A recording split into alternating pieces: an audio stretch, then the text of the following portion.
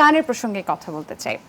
একেবারেই যেটা হয় যে একটি গান রিলিজ হওয়ার আগে খুব বেশি টেনশন কাজ করে যে আমার গানটি মানুষ কতটা পছন্দ করবে। কিন্তু সেই জায়গা থেকে রিসেন্টলি আপনার যে গানটি অনেক বেশি আসলে প্রশংসিত হচ্ছে, সেই গান নিয়ে একটু কথা শুনতে চাই। আমার রিসেন্টলি যে গানটি রিলিজ হয়েছে সেই গানটি হচ্ছে সাহস দিলে। তো গানটি করার পিছনে অনেক সুন্দর একটা গল্প আছে। আশিক ভাই বলছিলেন যে আমরা সারা রাত ধরে একটা গান লিখেছি। গানটা আগেই লেখা ছিল, বাট গানটা নিয়ে প্ল্যানিং করেছি যে কাকে দিয়ে গাওয়ানো যায়। তো আমরা ভাবলাম যে তোমাকে দিয়ে গানটি করাবো। আমি বলছি হ্যাঁ ভাইয়া, হ্যাঁ করা যায়, সমস্যা নাই। যেহেতু আকাশ মাহমুদ ভাইয়ের সাথে, তাহলে তার কথাই নাই। একদমই। তারপরে আবার আগে থেকেই কি একটা ইচ্ছে ছিল বা প্রত্যাশা ছিল যে গান গাইবো আকাশ মাহমুদ? না, এর আগে আমার হইছে, আকাশ মাহমুদ ভাইয়ের সাথে গান হইছে, বাট এই গানটা মানে যেভাবে আমাকে তারা প্রেজেন্ট করলো যে একটা খুব সুন্দর একটা গান, গানের কথাটার মধ্যে ডাগর ডাগর চোখ আছে। তারপর আমাদের কোরিওগ্রাফার যিনি, উনি আবার নাকি সাজেস্ট করছে যে হ্যাঁ আমাদের লিটা সরকারের তো আবার ডাগর ডাগর চোখ। তারপর সব মিলে আমাকে বলা হলো, আমি তো গানটা শুই না, জাস্ট ওয়াও, মানে আমি পাগল হয়ে গেছি ওই ডাগর ডাগর মানে চোখের যেমন লাইনটা। কথা ঠিক গানটিও তেমনই আপনার কাছে মনে হয়েছে? কথাগুলো একদম আনকমন ছিল। সাহস দিলে মনের কথা কইমু তোমারে, মানে আমাদের জেনারেশনে যা দেখা যায় আর কি, ছেলে মেয়েরা আপনি তো বুঝেনি।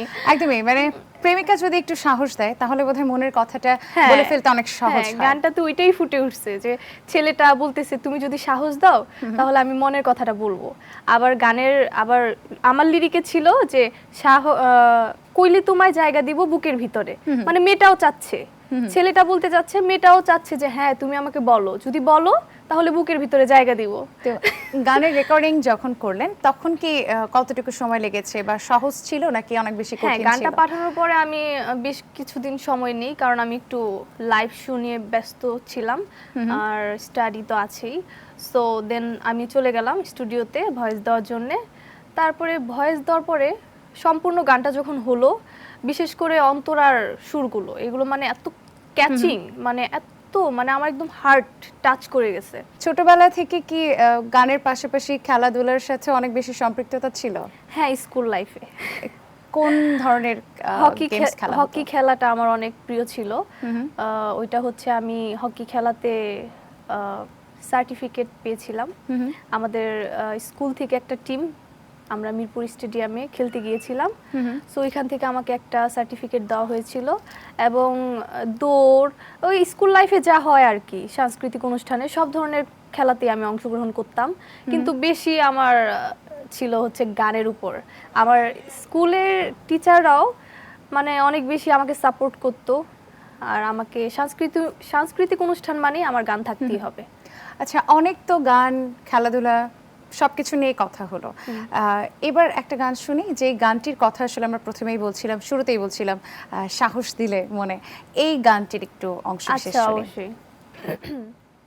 কই রইলা বন্ধুরে পরান্ডারে জ্বালাইয়া, কেমনে পাবাই আমারে থাকলে দূরে পালাইয়া, ডরাই তোমার ডাগরে ডাগর চোখের নজরে, আমি ডরাই তোমার ডাগরে ডাগর চোখের নজরে।